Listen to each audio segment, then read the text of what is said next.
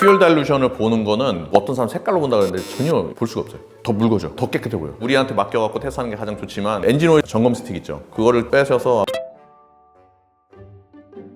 여러분들 구독 누르셨죠? 오늘은 연료 유입과 관련된 질문들을 모아봤어요. 네. 첫 번째 질문으로 연료 유입으로 점도가 떨어지는 상황에서 기유 종류에 따라서 연료 유입에 유리한 기유가 있는지 아니면 희석이 되니까 무조건 점도가 떨어지는지 알고 싶습니다 라는 질문이 들어왔어요. 기후에 상관없이 연료 유입이 되면 점도는 무조건 떨어집니다. 왜냐하면 연료 자체가 되게 묽잖아. 이게 들어오면 당연히 엔진 오일은 묽어질 수밖에 없어요. 그룹 4나 그룹 5가 더 묽어지는 걸 막나요? 라고 물어봤잖아요. 묽어지는 건 못 막습니다.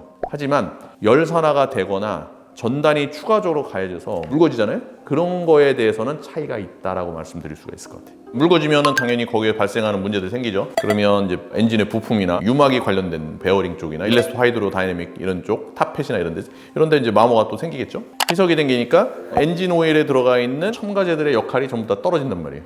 그러면 이거에 대해서 여러 가지 문제점이 쫙 나오게 됩니다. 그래서 일단 연료에 대해서는 퓨얼 다일루션 미터라 그래서 연료가 얼마나 혼입되어 있는지를 측정할 수 있는 장비가 있습니다. 몇 퍼센트가 연료가 섞여 있는지가 나오거든요. 가솔린 같은 경우는 한 2%에서 2.5% 정도가 나오면 넉넉 잡고서는 교환하라고 얘기를 하지만 사실은 이 구간은 주의해야 되는 구간입니다. 한 4%에서 5% 정도 나오면 무조건 갈아줘야 돼요. 그 다음에 디젤은 좀 달라요. 디젤은 3에서 4% 정도 나오면 주의 구간이에요. 완전 진짜 위험해지는 데는 5%에서 7% 정도. 이때는 진짜 다 바꿔야 돼. 연료가 유입이 되면 어느 한계 이상 못 버틴답니다.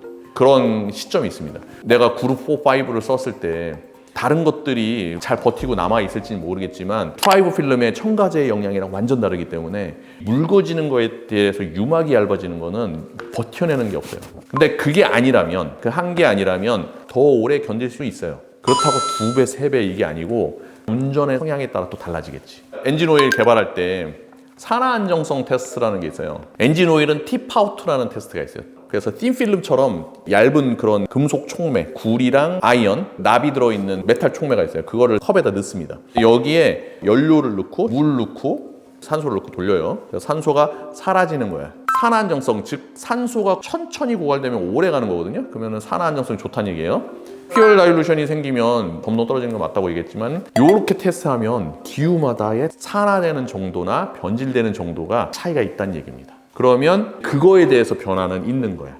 그러면 연료를 집어넣고 열을 주고 전단을 같이 줬는데 기후가 별로 안 좋으면 빨리 끊어질 거예요. 고급 기후로 된 엔진 오일은 산화가 덜 되는 거예요.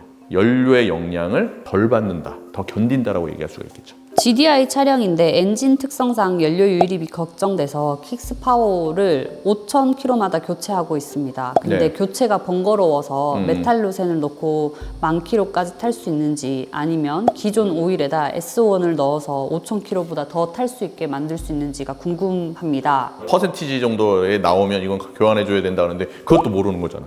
들어온지도 모르는 거고. 그 와중에 이제 불안하니까 PAO 100%에다가 에스테로 들어가 오일을 5,000km부터 간다는 것 자체는 정말 너무 빨리빨리 가는 거라고 보여요. 퓨얼 다일루션이 아닌 이상. 더 써주셔도 상관없는데. 그러면 이런 불안을 좀 해소하기 위해서는 점검을 해볼 수 있을 것 같은데 네. 점검 방법을 좀 알려주실 수 있을까요? 퓨얼 다일루션을 보는 거는 어떤 사람 색깔로 본다 그러는데 전혀 볼 수가 없어요. 더 묽어져, 더 깨끗해 보여. 우리한테 맡겨갖고 테스트하는 게 가장 좋지만 그게 아니라면 그 연료에 대한 냄새가 좀 있습니다. 엔진 오일 점검 스틱 있죠, 그거를 빼셔서 한번 냄새를 한번 맡아보세요. 휘발유 냄새 플러스 한 냄새 진할 때가 있어요. 그러면 아, 이게 연료 좀 섞여 있구나. 그리고 조금이라도 섞이면 냄새가 납니다. 처음에 넣었을 때 어느 정도 넣은 걸 알고 있잖아요. 스틱에 찍어보면 윤활유가 늘어나 있어.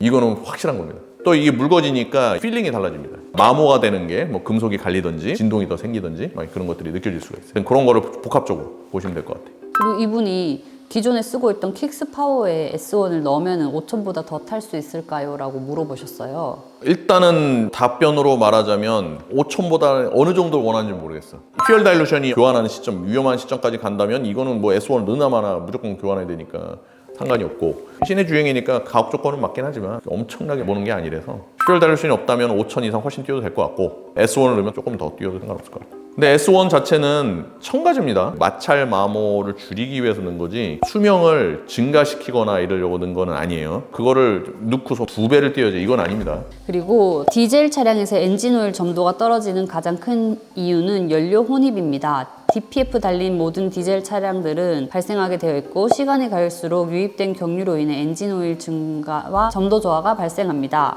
맞는 말인가요? 디젤 엔진 오일에서 점도가 묽어지는 가장 큰 이유는 연료 혼입입니다. 이건 맞아요.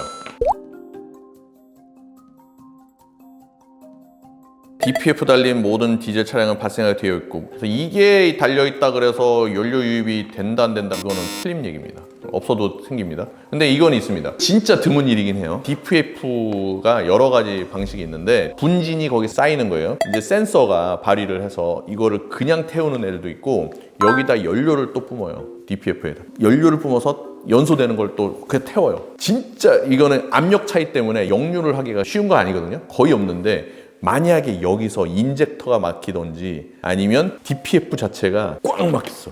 그러면 압력 차이가 밖으로 이렇게 역류할 가능성이 있어요. 이래서 퓨얼 다일루션이 또 생길 수가 있는 거예요. 근데 거의 없습니다. 그런 일이 거의 없기 때문에 DPF 달린 모든 차량이 발생하게 되어 있다. 이거는 X라고 얘기하는 겁니다. 그러면은 이 퓨얼 다일루션이 많이 생기는 차량을 그럼 어떻게 관리해야 됩니까? 블로바이 가스나 이런 것들이 실린더의 갭을 통해서 들어오거든요. 요거를 막아주면은 그 현상이 줄어들겠죠. 점착성이 강화된 엔진 오일을 좀 쓰던가 점도를 좀 증가시키는 것도 나쁘지 않아요. 그렇다고 막 엄청나게 높은 거 쓰지 마시고 한 단계 정도 높은 거 이런 거는 괜찮습니다. 퓨얼 다일루션이 있어도 1개 이하로 가 있을 때는 좋은 기울수 엔진 오일을 써주는 게 오래 견디고 관리하는 게 좋죠. 그리고 또 하나 퓨얼 다일루션이 많이 생긴 애들은 빨리빨리 갈아주는 게 좋습니다. 엔진 오일은 언제 갈아야 돼 이런 정답이 없어요. 자기 차에 대한 컨디션을 잘 알아야 됩니다. 냄새도 맡아보고 이것도 찍어보고 뭐 이렇게 하면서 관찰을 하면서 알아내야지. 그래서 그걸 가지고 종합해서 본인이 선택을 하는 게 좋습니다. 이것저것 다 귀찮다 그러면 카센터 가서 일정 기간에 딱딱 그냥 교환하세요. 정답은 없습니다. 그게 제 답이에요. 너무 어렵죠? 유연료에 관련된 궁금한 점 있으시면 댓글에 남겨주세요. 그럼 제가 여러분께 알려드리겠습니다. 어디서? 엠블진에서